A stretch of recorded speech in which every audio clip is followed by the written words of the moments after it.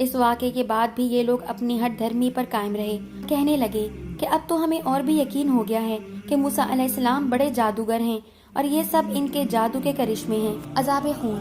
پھر 1 ماہ کی مہلت اللہ تعالیٰ نے عطا فرمائی، مگر اس مہلت سے بھی کوئی کام نہیں لیا، تو اب ان پر 5واں عذاب خون کا مسلط کر دیا گیا۔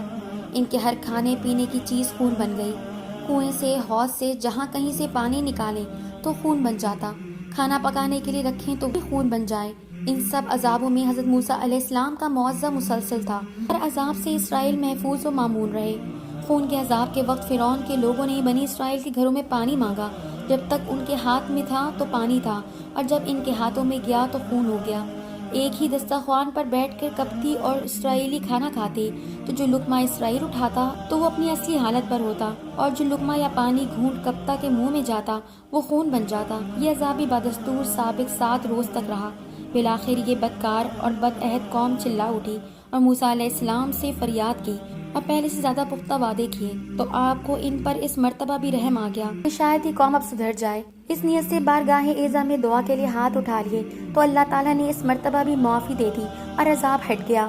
ادھر عذاب ہٹا اور ادھر حزب سابق اپنے وعدوں سے پھر گئے اور اپنی ہٹ دھرمی پر جمے رہے۔ اس طرح یہ 5 عذاب ان پر مسلسل آتے رہے، مگر یہ لوگ اپنی گمراہی پر قائم رہے۔ اسی کو قرآن کریم نے فرمایا، انہوں نے تکبر سے کام لیا اور یہ لوگ بڑے عادی مجرم تھے۔ عذاب رجس۔ اس کے بعد چھٹے عذاب کا ذکر بعد کی آیات میں رجس کے نام سے آیا ہے۔ یہ لفظ اکثر طاعون کے لیے بولا جاتا ہے، چیچک وغیرہ وبائی امراض کے لیے بھی استعمال ہوتا ہے۔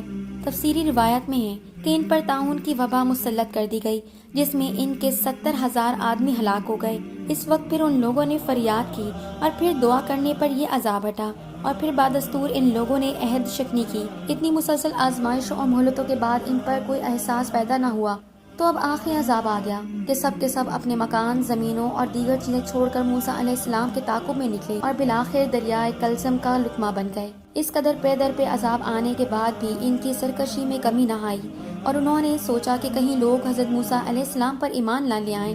فرعون اس پروگرام کو لے کر اپنی قوم کو اپنی طرف متوجہ کرتا کہ میں قوم میں تنہا مصر کا مالک ہوں، میرے باغات اور محلات میں نہریں جاری ہیں۔ پھر موسیٰ علیہ السلام اور اس کے ساتھیوں کو دیکھو جو فقراء اور صنفائے ہیں، اور موسیٰ علیہ السلام کی تو یہ حالت ہے کہ وہ اپنا معافی الضمیر صحیح طور پر لوگوں پر واضح نہیں کر سکتا۔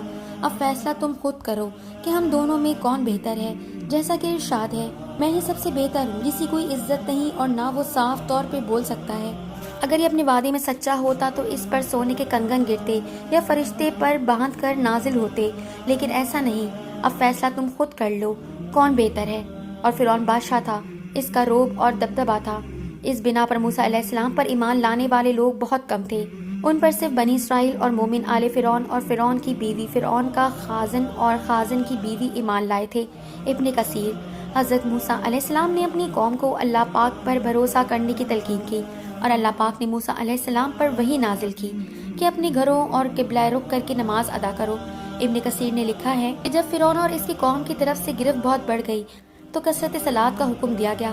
اس طرح اللہ کی مدد بہت جلد آ پہنچی ہے، چنانچہ مدد آ پہنچی۔ بالآخر کریم اللہ نے اللہ سے فریاد شروع کر دی کہ الہی، اتنے کھلے معجزات اور نشانیوں کو پے در پہ عذاب کو دیکھ کر بھی فرعون نہ مانا۔ یا الہی، اب اس کا ایک ہی راستہ ہے کہ اس کو اپنی قدرت کاملہ سے ہلاک کر دے۔ اور موسیٰ نے کہا کہ اے ہمارے رب، تو نے فرعون اور اس کے سرداروں کو دنیا کی زندگی میں بہت کچھ سامان آرائش اور طرح طرح کے مال اس لیے دیے کہ وہ لوگوں کے تیری راہ سے بے راہ کر دے، ان کے مالوں کو ملیا میٹ کر دے اور ان کے دلوں کو سخت کر دے، جب تک دردناک عذاب نہ دیکھ لیں اس وقت تک ایمان نہ لائیں۔ تعالیٰ نے آپ کی دعا سن لی اور فریاد بھی، ثابت قدم رہنا۔ اب اس کے بارے میں خود فیصلہ کروں گا۔ فرمایا، تم دونوں کی دعا قبول کر لی گئی، تم دونوں اپنے حال پر ثابت قدم رہو اور ان لوگوں کی راہ نہ چلنا جو علم سے محروم ہیں۔ حضرت موسیٰ علیہ السلام دعا کرتے تھے اور حضرت ہارون علیہ السلام اس پر آمین کہتے تھے۔ کہا جاتا ہے کہ اس دعا کے 40 سال بعد فرعون ہلاک ہوا، اور بعض کہتے ہیں کہ 40 دن بعد ہلاک ہوا۔